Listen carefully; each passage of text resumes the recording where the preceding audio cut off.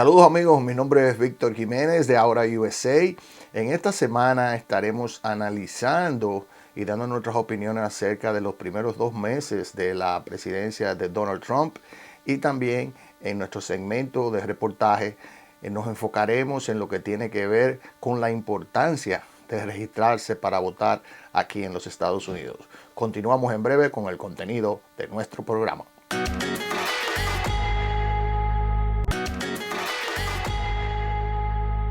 Como dijimos al principio, vamos a estar analizando, tratando de dar una opinión objetiva en lo que tiene que ver con lo que ha estado pasando en los primeros 2 meses de gobierno de Donald Trump, desde el 20 de enero. Bueno, una de las primeras medidas en las cuales él prometió desde su campaña, que fue lo que tenía que ver con el asunto migratorio. Se ha desarrollado un plan de manera agresiva, con una serie de deportaciones. Dice el gobierno que están deportando personas con antecedentes criminales aquí en Estados Unidos y lo está llevando a los diferentes países. Algunos de estas personas están siendo llevadas a la base de Guantánamo en Cuba, y también se ha hablado de la mega cárcel que tiene Bukele en El Salvador, donde la encargada de esos asuntos que tiene que ver con el gobierno de los Estados Unidos estuvo visitándolo y visitando la cárcel. Hizo incluso dio algunas declaraciones allá acerca de la cárcel y de cuáles son sus planes. En lo que se refiere a eso, podemos decir que todos estaríamos de acuerdo en que las personas que han cometido esos crímenes sean deportados a sus países. Anteriormente lo que se hacía era que se condenaban aquí, cumplían su sentencia, cuando salían de la cárcel entonces eran deportados. Ahora simplemente lo están cogiendo en la calle y lo están mandando inmediatamente a una de estas cárceles. Se ha estado criticando mucho de que no se ha servido el debido proceso de juicio, etcétera, pero es una de las medidas fuertes que el gobierno de Donald Trump está impulsando y está ejecutando como lo prometieron en la campaña. Eso es en cuanto a lo que tiene que ver con el problema migratorio. También hay que tener en cuenta que en estos arrestos y estas deportaciones se ha ido gente que no es criminal, simplemente que ha estado en algunos lugares donde se han hecho estas redadas, han sido detenidos y han sido mandados de inmediato a cárceles locales y luego deportados a sus países. Eso está pasando, tal vez no en la cantidad que se quiere dar a entender. No estamos hablando de miles y miles de deportaciones como se ha querido presentar.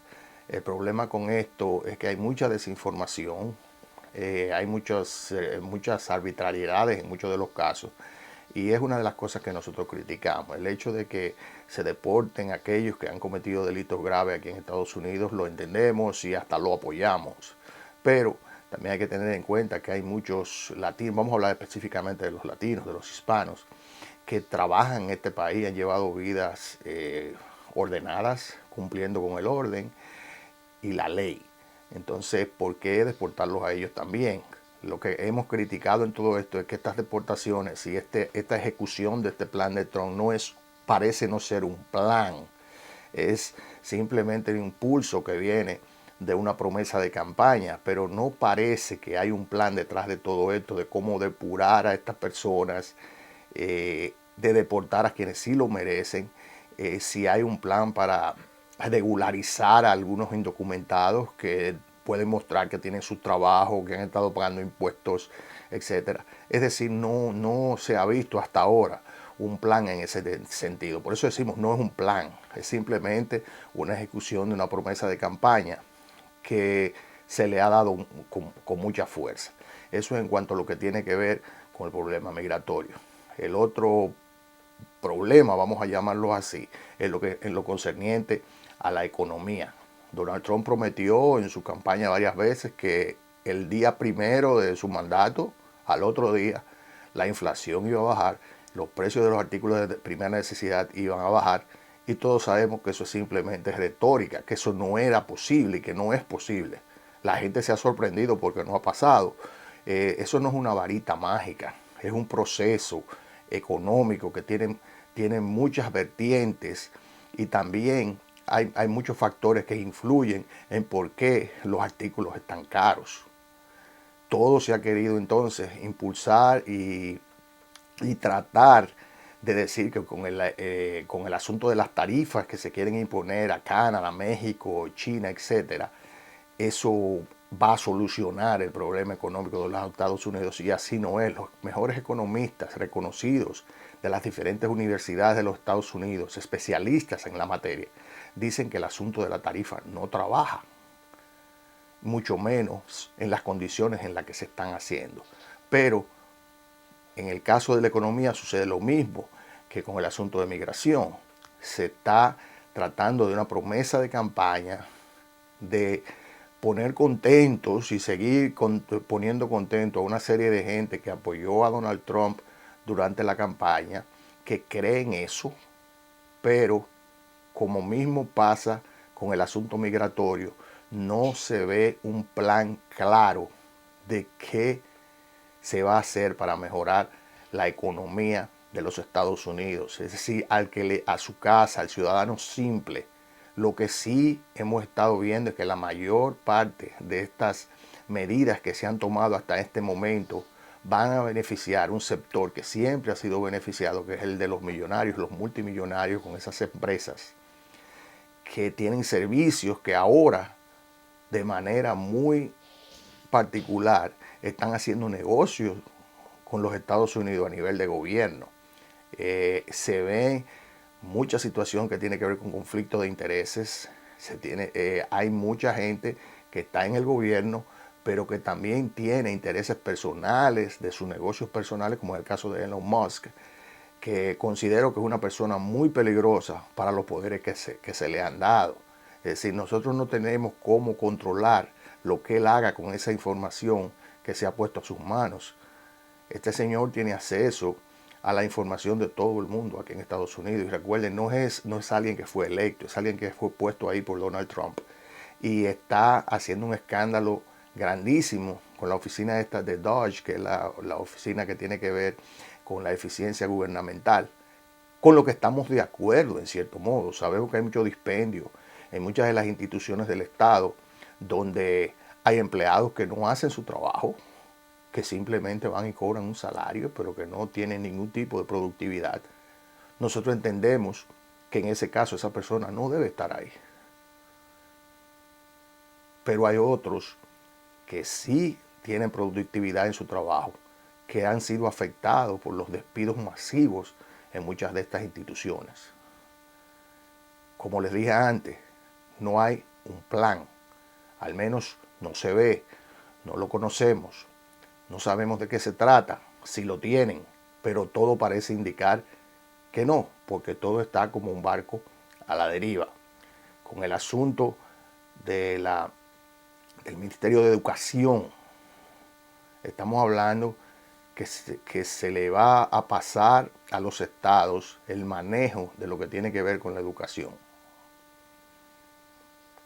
El gobierno federal se quiere desligar completamente del monitoreo de ese trabajo, de lo que sucede ahí. Es decir, no hay, en este momento en adelante no va a haber una política a nivel federal que regule todos los estados.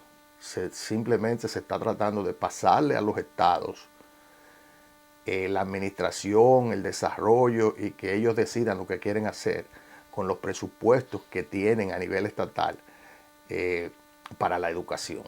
Este es otro problema, el cual se ha presentado, pero no se ha presentado ningún tipo de solución factible en este sentido. Entonces, ya tenemos un fuego en el asunto de migración, tenemos otro con la economía, tenemos otro problema muy grande con las diferentes naciones del mundo, naciones que tradicionalmente han sido amigos de los Estados Unidos. En estos momentos se le ha puesto en una posición de enemigos del Estado. Aunque se habla solo de una guerra comercial, pero las guerras comerciales muchas veces terminan en guerras en las que mueren muchas personas. el manejo de la crisis de Ucrania con Rusia no ha sido efectivo tampoco. Entonces, ¿en qué estamos? Tenemos ahora un sinnúmero de funcionarios del gobierno de Donald Trump que se creen Donald Trump. Le faltan el respeto a la gente, le faltan el respeto a los congresistas, le faltan el respeto a la prensa, le faltan el respeto a quien los oponga, a quien no esté de acuerdo con sus ideas. Y lo hacen porque es la forma normal para Trump de referirse en contra de quienes oponen sus ideas.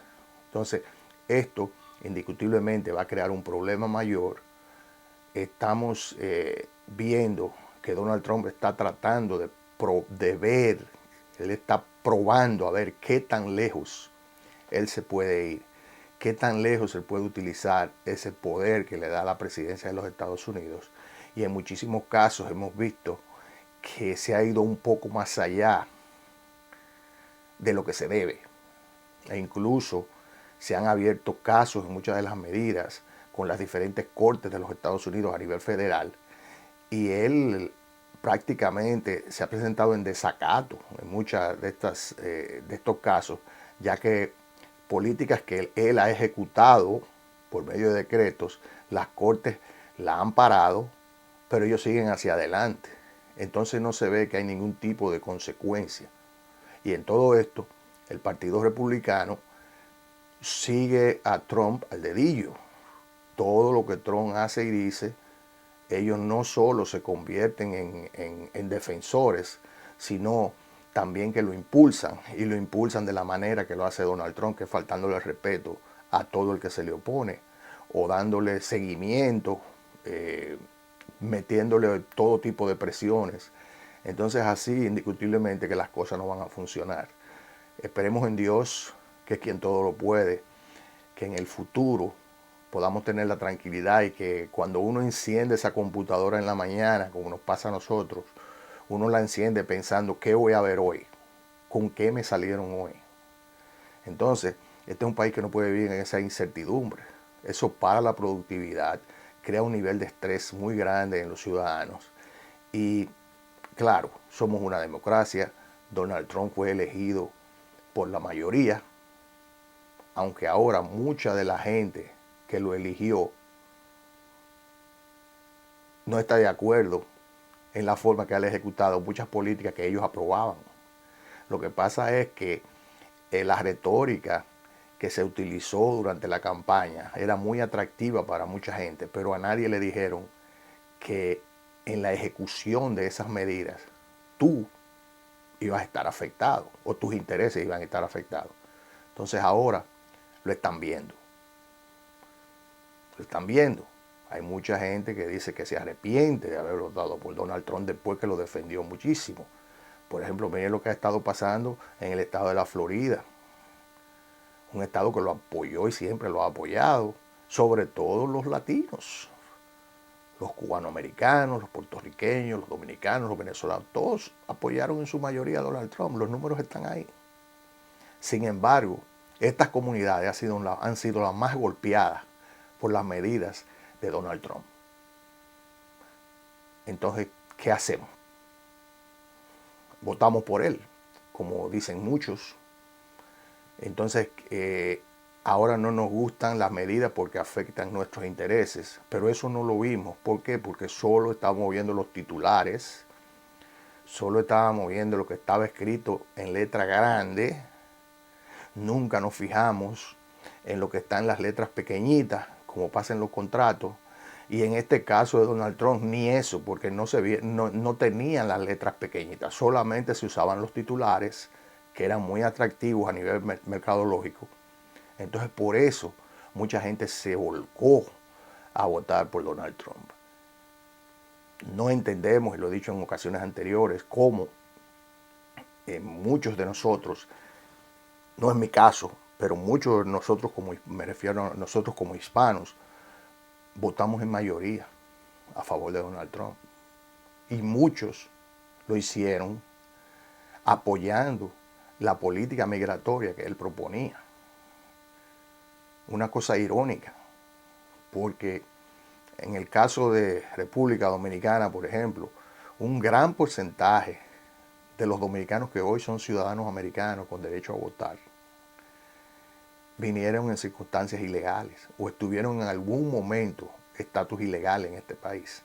Entonces ahora somos los primeros que atacamos, oigan bien, atacamos a estas personas que están pasando por situaciones similares a las que nosotros tuvimos. Entonces nuestro caso estaba bien, pero en el caso de ellos no. Es algo muy irónico.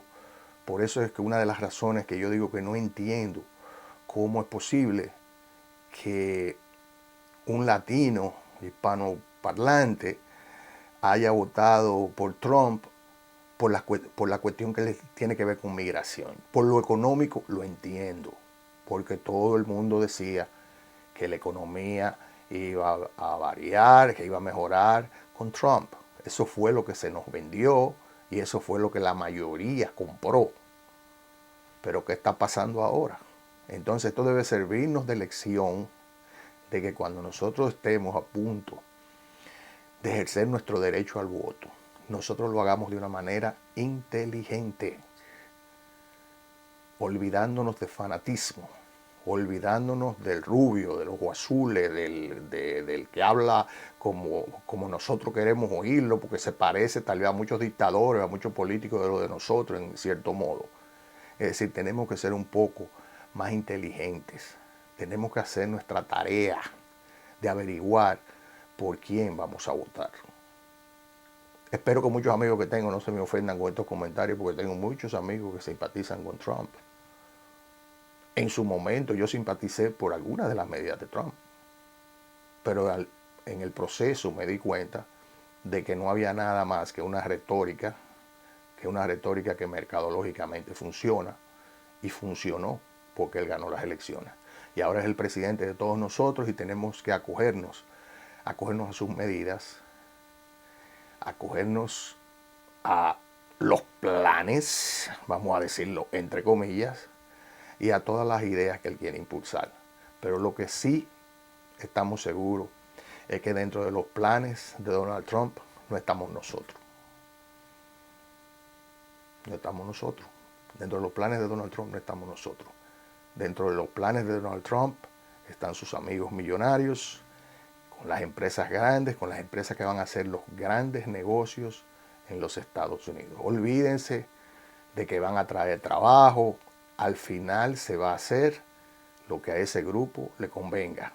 Si terminamos comprando más mano de obra, si lo que le conviene es seguir a hacer negocios con México, con China y con todo el mundo, porque eso es lo que le conviene a ellos para sus números, así se va a dar. No nos sentemos a esperar que nos van a abrir empresas, etc. Ellos van a abrir las empresas que ellos consideren que pueden trabajar para su beneficio. Por eso es que tenemos que hacer nuestra tareita, y cuando vamos a votar lo debemos hacer de una forma consciente de lo que estamos haciendo. No podemos equivocar. Ok, eso es el error, es de humano. Pero siempre yo digo que antes de usted ejercer su voto, ponga en manos de Dios para que le dé sabiduría, para que lo hagamos correctamente. Seguimos en breve.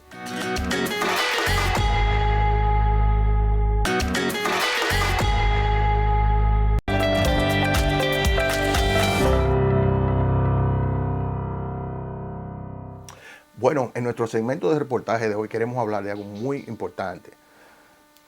En el segmento anterior tuvimos la oportunidad de opinar algo acerca de lo que está pasando con la presidencia de los Estados Unidos, con Donald Trump. ¿Quién pone a Donald Trump? Lo pone el voto popular, el voto de nosotros, es decir, el voto de la mayoría. Cuando vas a votar, estás ejerciendo un deber, pero también es un derecho que tú tienes. Entonces hazlo de manera inteligente. En este reportaje queremos hablar acerca de lo importante que es registrarse para votar. Ahí en pantalla tienen la información de cómo hacerlo en línea. Tú puedes también hacerlo cuando vas a renovar tu licencia. Ahí mismo hay una parte donde te pide la información y tú puedes hacerlo inmediatamente ahí. Puedes acercarte a las oficinas de correo, pedir el formulario, puedes hacerlo en diferentes sitios. Es decir, te la ponen bien fácil para que puedas ejercer tu derecho al voto. Ahora, ya tan pronto te estás registrando, te pide también que si quieres tener afiliación a uno de los partidos políticos. ¿Cuál es la importancia de afiliarse a uno de los partidos políticos? Es que puedes participar en lo que son las elecciones primarias de esos partidos. Por ejemplo, próximamente el Partido Demócrata, creo en el mes de junio, tiene las primarias, en el caso de New Jersey, para la candidatura a gobernador. El Partido Demócrata presenta 5, 10, 15 candidatos, de los cuales por medio de esas primarias se va a elegir quién va a representar el Partido Demócrata. Lo mismo lo hacen los republicanos. Entonces, ahí están. Si tú no estás registrado, afiliado a ninguno de esos partidos, tú no puedes votar en sus primarias. Entonces, es muy importante que cuando te registres para votar, tú marques la afiliación que quieres tener. Hay casos como el mío, que yo me registré como independiente. Eso quiere decir que no tengo afiliación a ninguno de los partidos, pero entonces yo no puedo votar ni por los candidatos en primarias republicanos ni por los demócratas. Debo estar afiliado al partido. Esto tú lo puedes cambiar. Tú puedes, por ejemplo, puedes afiliarte al Partido Republicano ahora. Y dentro de 2 años resulta que te diste cuenta de que tú no eres republicano, que tal vez tú eres demócrata. Entonces tú puedes cambiarte. Y lo puedes hacer cuantas veces quieras. Claro, esto siempre dentro de un tiempo que hay lo que le dicen los cut-off date, antes de las elecciones, que tú tienes que estar registrado para esa fecha. Pero debes hacerlo. Yo tengo mucho tiempo registrado como independiente.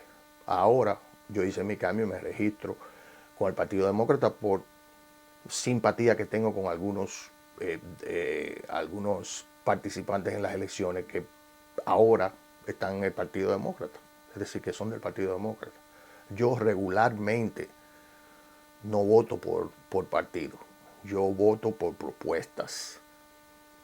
En mi caso, yo he votado por republicanos, en algunos casos, en otros he votado por demócratas. Es decir, uno tiene esa flexibilidad, pero eso yo lo puedo hacer en la elección general. Ahora, para yo decidir con mi voto quién va a representar el Partido Demócrata o el Republicano, yo debo estar registrado como demócrata o como republicano en ese partido. ¿Entendido? Creo que estemos claros en eso. Lo importante, señores, es que nos registremos a votar.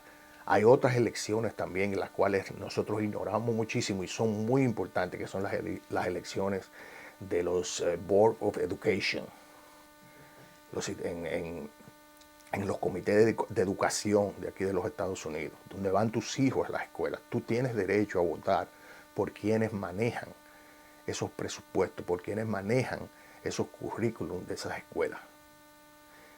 Mucha gente ignora y mucha gente se da a entender como que no son tan importantes, pero tal vez las elecciones del Board of Education son más importantes que las elecciones presidenciales para ti como padre. Entonces es muy importante que primero nos registremos, nos afiliemos a un partido político, y si no quieres afiliarte a ningún partido político, te quedas de manera independiente, pero vota. Y cuando votes, hazlo con conciencia. Pídele al de allá arriba que te dé sabiduría para hacerlo de forma correcta. Lo más importante, como dije antes, es que vote. Es tu deber, es tu derecho. Vamos a utilizarlo para que tal vez podamos poner un granito de arena en un futuro más promisorio para todos nosotros. ¿Ok? Seguimos en breve con Ahora USA.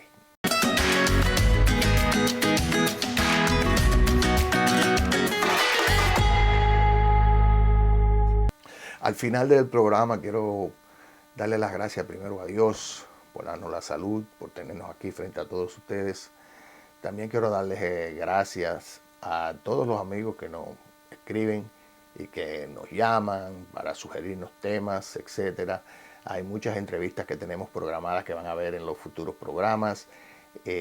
También tenemos mucha material que vamos a pasar en los reportajes y esperamos que ustedes lo disfruten.